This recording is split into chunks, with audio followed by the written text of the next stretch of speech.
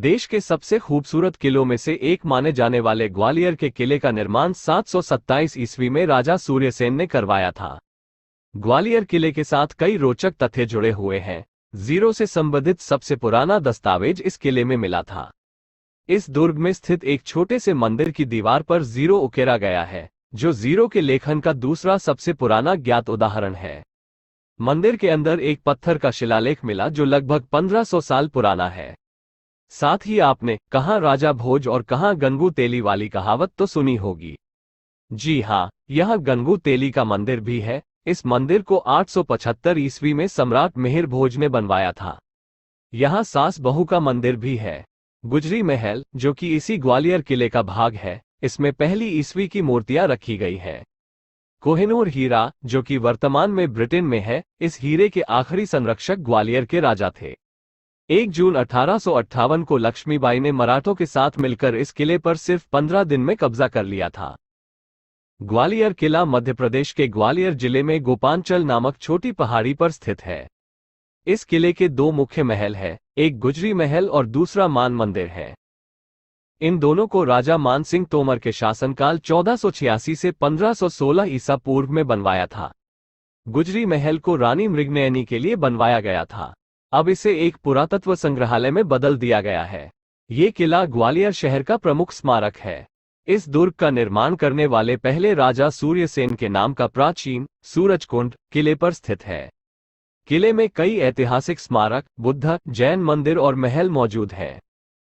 स्थानीय लोगों के अनुसार इसका निर्माण ग्वालिपा नामक साधु के नाम पर करवाया गया था। कहा जाता है कि राजा सूर्यसेन कुष्ठ रोग से पीड़ित था, जिसे ग्वालिपा साधु ने तालाब का पवित्र जल पिलाकर कुष्ठ रोग से ठीक किया था।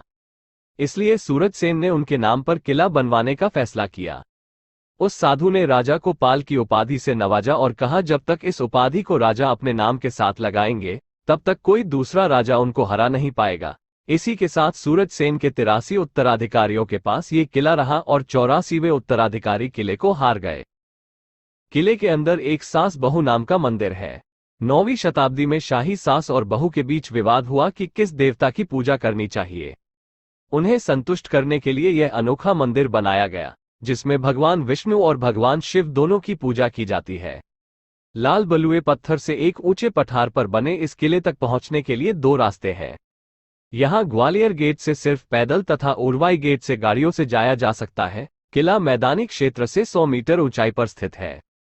किले की बाहरी दीवार लगभग 2 मील लंबी है और इसकी चौड़ाई 200 मीटर से लेकर 1 किलोमीटर तक है।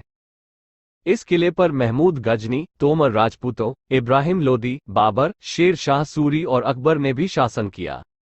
अकबर ने 1858 में इस किले को एक जेल में बदल दिया था। कई शाही लोगों को यहां कैद किया गया था।